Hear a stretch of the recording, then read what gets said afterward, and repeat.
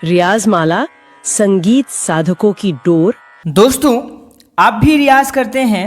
सुबह उठ करके आपने रियाज किया, सारेगामा किया, आपने अलंकार लगाया, आलाप किया, लेकिन कुछ महीने बाद भी जब अपनी पुरानी रिकॉर्डिंग्स को सुनते हैं तो लगता है कि आवाज़ में आखिर सुधार कहाँ हुआ। अगर आपके साथ भी ऐसा हो रहा है तो ज़रूरी नहीं है कि आप कम रियाज कर रहे हैं। हो सकता है कि आप रियाज तो रोज़ कर रहे हो लेकिन सही दिशा में नहीं कर रहे हैं। तो आज हम आपको 7 ऐसी गलतियों के बारे में बताएंगे जिनकी वजह से घंटों का रियाज भी आपकी आवाज़ में उपेक्षित सुधार नहीं ला पाता है। सबसे पहला चीज़ आपको ध्यान ये देखना है कि सिर्फ रियाज करना काफ़ी नहीं है, सही रियाज ज़रूरी होता है। सही रियाज। दोस्तों, सबसे पहली गलती है कि रियाज को सिर्फ एक रूटीन समझ लेना। अगर आप रियाज को एक रूटीन समझ रहे हैं तो ये आपकी सबसे बड़ी गलती है। बहुत से विद्यार्थी रोज़ 30 मिनट या फिर 1 घंटा करते हैं, लेकिन हर दिन वही अभ्यास, वही गति, वही पैटर्न, और बिना यह देखे कि आवाज़ में वास्तव में सुधार हो रहा है या फिर नहीं हो रहा है। याद रखिए कि रियाज का उद्देश्य सिर्फ समय पूरा करना नहीं है। रियाज का उद्देश्य है कि एक वोकल स्किल को बेहतर बनाना। मान लीजिए कि आपकी समस्या है कि आपकी ऊपरी स्वरों में आवाज़ दब जाती है। अगर आप हाई पिच में अगर आप गाने जाते हैं तो आवाज़ वहाँ पर आपकी दब जाती है। तो आपको सिर्फ सारेगामा करने से काम नहीं चलेगा। आपको ऐसा अभ्यास करना चाहिए जो धीरे धीरे सुर की स्थिरता, सांस का नियंत्रण, आवाज़ की प्लेसमेंट और ऊपरी स्वर पर नियंत्रण, इन चीज़ों पर काम करे। इसलिए हर रियाज से पहले खुद से एक सवाल पूछिए कि क्या आज मैं अपनी आवाज़ की कौन सी गलती को सुधारने के लिए क्या रियाज करने वाला हूँ। दूसरा कि हर दिन एक तरह का रियाज करना। हर दिन एक तरह का रियाज, ये दूसरी बड़ी समस्या है। रियाज में वैरायटी और प्रोग्रेशन का ना होना। मान लीजिए कि आप रोज़ 20 मिनट अलंकार कर रहे हैं। पहले कुछ दिन तक आपको फ़ायदा मिलेगा, लेकिन धीरे धीरे शरीर और आवाज़ उस पैटर्न के आदी हो जाएंगे। फिर इम्प्रूवमेंट जो है वो धीमा पड़ सकता है। इसलिए रियाज में अलग अलग क्षेत्र पर काम करना ज़रूरी है। पहले अगर आपको मैं एक एग्जाम्पल के तौर पर बताऊं कि पहले आपको स्वर साधना, पहले स्वर साधना, दूसरा जो है अलंकार, इसके बाद अगला जो है होल्डिंग नोट, फिर इसके बाद होल्डिंग नोट के बाद आलाप आपको करना है। आप इस तरीके के पैटर्न आप बना सकते हैं। और अंत में एक आपको गायन से संबंधित जो भी आप बंदिश हो, गाने हो, जो भी आप गाते हैं वो इस पैटर्न में आप अभ्यास करें। स्वर साधना, अलंकार, होल्डिंग नोट, आलाप और यहाँ पर सिंगिंग। मतलब रियाज ऐसा होना चाहिए कि आपकी आवाज़ को एक सही दिशा में धीरे धीरे आगे बढ़ाया जा सके। तीसरी चीज़ है कि अपनी क्षमता से ज़्यादा ऊंचा या कठिन गाना। दोस्तों, ये बहुत कॉमन मिस्टेक है लोगों की। विद्यार्थी किसी अच्छे गायक को सुनते हैं और सोचते हैं कि उन्होंने इतना ऊंचा सुर लगाया तो मुझे भी लगाना है। फिर अपनी वर्तमान रेंज से ऊपर जा कर के वो रियाज शुरू कर देते हैं। नतीजा ये निकलता है कि गला टाइट होने लगता है, आवाज़ पर दबाव आता है और कई बार विद्यार्थी समझते हैं कि मेरी आवाज़ में ताकत नहीं है, जबकि समस्या ताकत की नहीं, प्रोग्रेशन की होती है। रेंज बढ़ाना है तो धीरे धीरे बढ़ाइए। जहाँ तक आवाज़ आराम से जा रही है वहाँ तक अभ्यास करिए। फिर आपको थोड़ी थोड़ी प्रोग्रेशन आवाज़ को दीजिए। गले को धक्का दे करके नहीं, गला हमेशा ट्रेनिंग दे करके खुलता है। इसके बाद जो चौथी गलती है वो है कि रियाज करते हैं लेकिन सुनते नहीं हैं। ये आपकी चौथी बड़ी गलती है। सबसे ज़रूरी जो चीज़ है यहाँ पर ध्यान देना है कि ये शायद आपको ऐसा समझना है कि ये बहुत बड़ी गलती, अगर आप ऐसा महसूस कर रहे हैं कि ये बहुत बड़ी गलती हमारी नहीं है कि मैं रियाज़ कर रहा हूँ लेकिन सुनता नहीं हूँ। आपको 30 मिनट आपने रियाज़ किया, आप समझिए कि 30 मिनट आपने रियाज़ किया, लेकिन क्या आपने ध्यान दिया कि सुर जो है वो कहाँ पर हिल रहा है, कहाँ पर सांस टूट रही है, कहाँ पर आवाज़ दब रही है, कहाँ पर स्वर खुल रहा है, कहाँ आवाज़ में अननेसेसरी आपको दबाव महसूस हो रहा है। अगर आप सिर्फ गा रहे हैं लेकिन खुद को सुन नहीं रहे हैं तो आपका रियाज अधूरा है।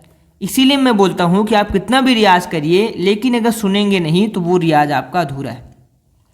एक बहुत आसान तरीका अपनाइए कि सप्ताह में कम से कम 2-3 बार अपना रियाज, जो आपका रियाज है उस रियाज को रिकॉर्ड करिए। ये 2-3 बार आपको ऐसा काम करना है और फिर उस रिकॉर्डिंग को ध्यान से सुनिए और सिर्फ यह मत सोचिए कि आवाज़ अच्छी लग रही है या फिर ख़राब लग रही है, बल्कि 3 चीज़ें चेक कीजिए कि पहला सुर, दूसरा आवाज़ की स्टेबिलिटी और तीसरा कहाँ पर दबाव आया। पहला सुर, स्टेबिलिटी, फिर इसके बाद दबाव कि गले पर कहाँ पर दबाव आया। इस 3 चीज़ को आपको चेक करना है। यही आपकी अगली प्रैक्टिस का रोड मैप बनेगा। अगली गलती जो है वो है कि गलती को बार बार दोहराना। यह एक महत्वपूर्ण बात है कि रियाज का मतलब सिर्फ रिपीटिशन नहीं होता है दोस्तों, क्योंकि अगर आपकी टेक्निक गलत है तो आप उसी गलत तरीके को रोज़ दोहराते हैं तो सिर्फ समय देने से वह अपने आप सही नहीं हो जाएगी। उदाहरण के लिए अगर मैं आपको बताऊं कि अगर ऊंचे सुर पर जाते समय आप हर बार गला दबा रहे हैं तो उसी तरीके से 20 बार अभ्यास आप करेंगे तो आपका सिर्फ सुर का अभ्यास आप नहीं कर रहे हैं, आप गलत कोऑर्डिनेशन को भी रिपीट कर रहे हैं, आप गलत तरीके का भी रियाज कर रहे हैं। इसलिए जब कोई गलती बार बार हो तो तुरंत वहाँ पर रुक जाइए, गलती को कम करिए, सुर को आसान स्केल में लाइए, फिर टेक्निक को ठीक करके दोबारा शुरू कीजिए। गलत रिपीटिशन से बेहतर है कि सही तरीके का धीमा अभ्यास। इसके बाद अगली जो गलती है वो है कि रियाज में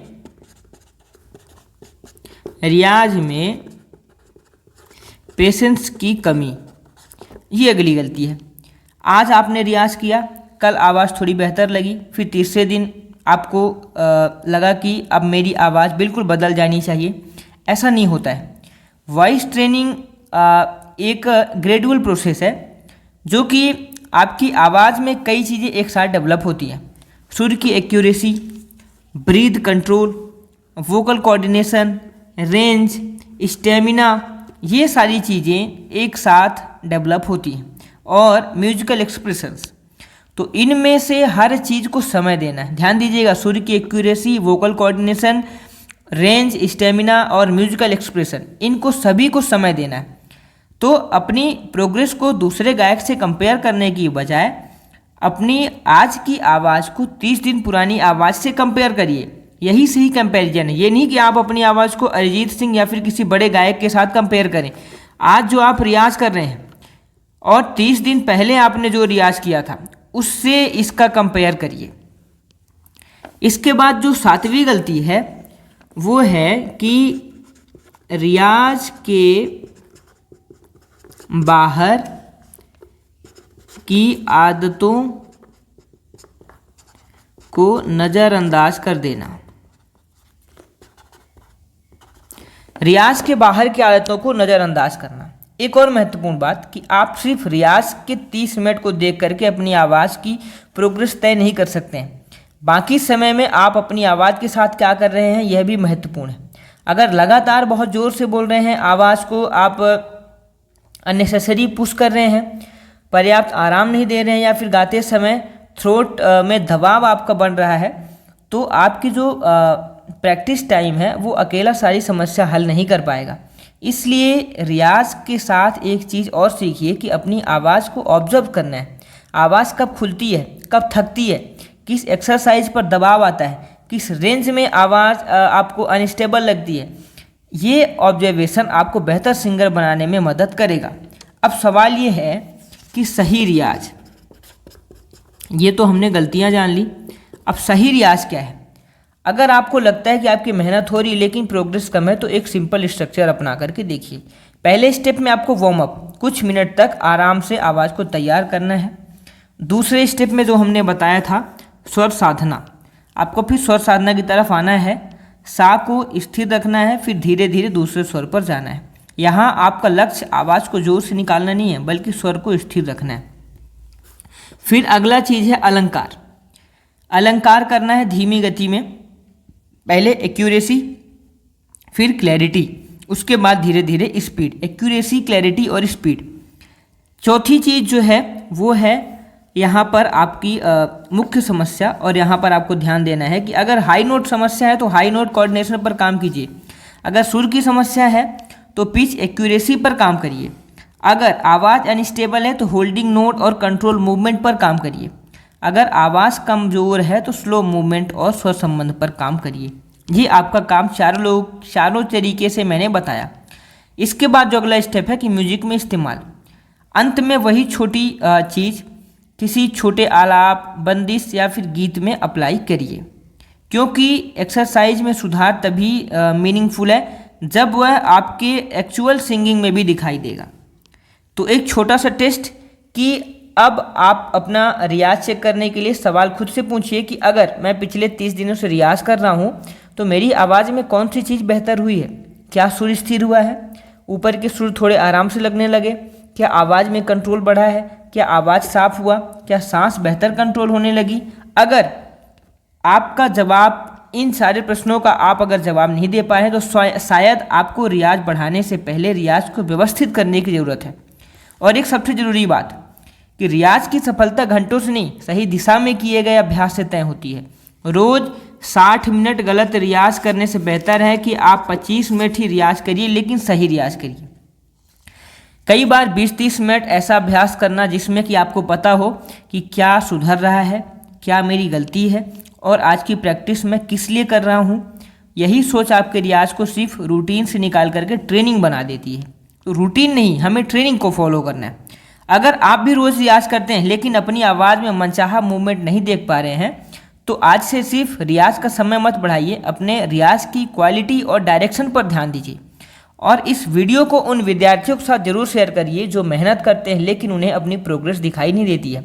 अगर आप चाहते हैं कि मैं अगली वीडियो में एक 30 मिनट का डेली रियाज प्लान स्टेप बाय स्टेप बताऊं तो हमें कमेंट करिए 30 मिनट रियाज, हमें ये कमेंट करिए तो मैं अगला वीडियो लेकर के आने की कोशिश करूंगा। अगर ज़्यादा से ज़्यादा कमेंट रहेंगे तो मैं वो वीडियो लेकर के आने की कोशिश करूंगा।